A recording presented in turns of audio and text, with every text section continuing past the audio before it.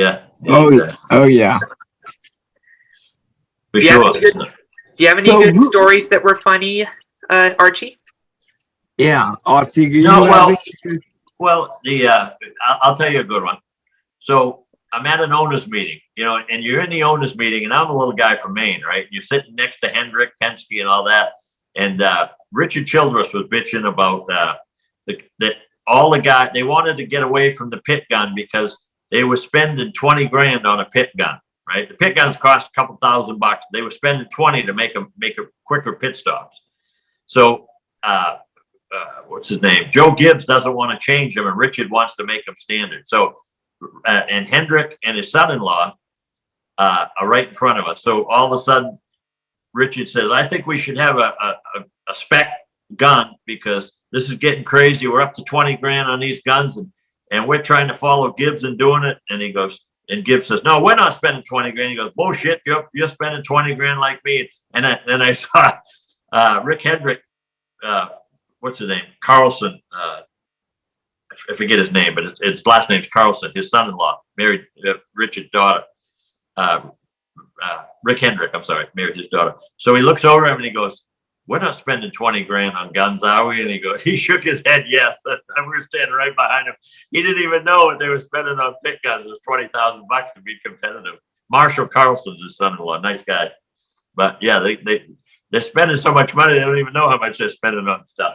But then they went to a spec gun, which helped a lot of people out. There's some issues with them at first, but there's always, when they come out with something, just like the new car, there's always a few issues. I think they're shaking them. I think they're a better car. I know backing them into the wall this year would be a lot better car.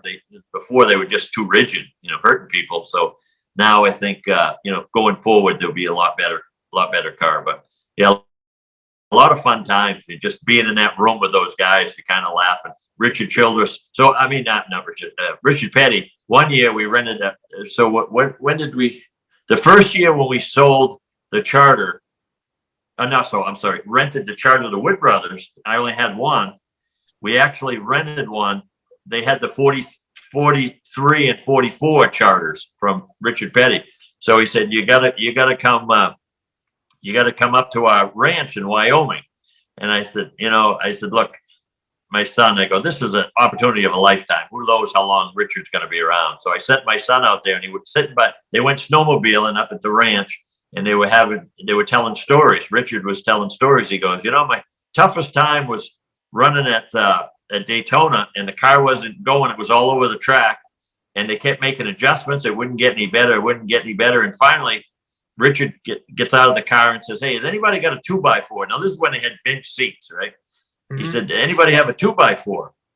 And he said, yeah, I'll go find one. So he takes a 2x4 and he cuts it about 4 feet long, and he jams it between the dash and the seat where the bench seat was next to him. And he goes, I think this is going to fix it. And he goes, well, what's the problem? He goes, well, I'm sliding across the seat when I go into the corner. I don't even know if they had seat belts, or they did. They didn't keep you steady. So the 2x4 would stop him. He ended up winning the race for the 2x4 next to him. So just sitting there, I said, my son got they flew out there, spent, I think it was 4 days with him. I think it was after Vegas. So then we went to California, and I go, what a time, partying and having a good time with Richard Petty, the king. And that's like awesome. But I wanted my son to experience it. I would love to go, but I go, you've been working your butt off, you go. And he couldn't believe I didn't want to go. I go, no, you go. So he come back. Richard gave him a hat. They're taking pictures outside the plane. It was just, he said, so let me figure this out. You make money and pick up garbage. You come here, you spend it all racing, and then you go back and make more money and come back and race again. I go, yeah, that's pretty much how it works. He goes, yeah, that's what I thought. Yeah, so that's the guy that knew how much it cost to go racing. So Archie, I have to know, when Frank Stoddard gave you the team, he didn't give it to me. I'd pay a lot of money. Yeah. When you took that over, was that a big moment in your life? Yeah, I think so. Yeah, I mean, you made it, in anything you do, you want to go to the top. I never expected. So I used to run K&N. They probably have it out your way, K&N East. We used to race at Iowa Speedway and things like that. We'd have the East and West together, So we'd go out there. And then when I got to Xfinity, I go, this is over my head. I probably don't belong here, but I'm going to try it. So I did. but I never thought I'd get the opportunity to have a cup team, and it just kind of fell in my lap. He was looking to get out. I had just sold, and I said, I'm gonna give it a whirl, and I was scared stiff. You're at the top of the echelon of the sport, right? So it was an honor to be with those guys, and like I said, at owners' meetings, being there with the Wood brothers, the salt of the earth, nicest guys. When we were leasing that charter, when we got the charter, we leased it to them after the first year, and I was so happy to be affiliated with them. We still see them a lot. They're just such nice people, So Len and Eddie and John, the son, just great people. Love being around them, and they can tell you some stories. They'll tell you who finished third in 1956 at Charlotte or Darlington in a race. I mean, these guys are encyclopedias of history. Well, I tell you what, if you're that close to them, why don't you see if you can get us and them connected at Scores from Motorsports? Well, you never know. I can check with them when I see them next time. They're quite the guys. I can tell you that.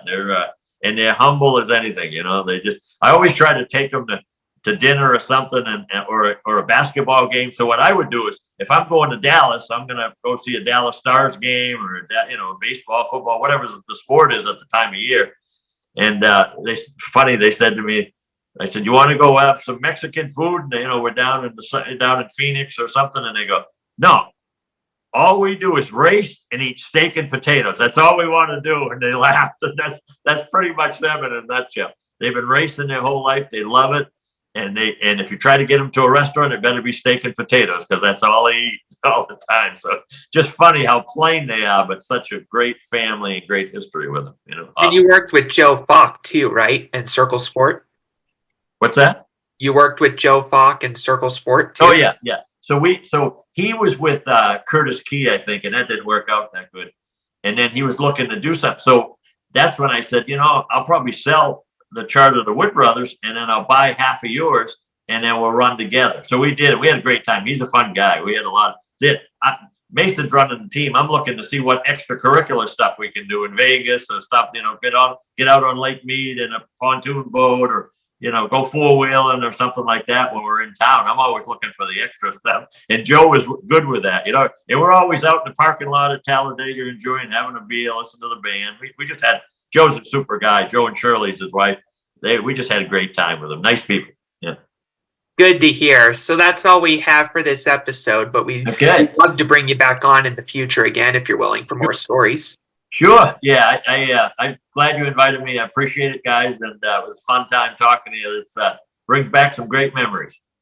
Definitely, and me too. I have a lot of good memories of racing. Good for you. Yeah, you're a young kid. A lot more to make. Yeah. So take us out, Justin. Yeah. All right.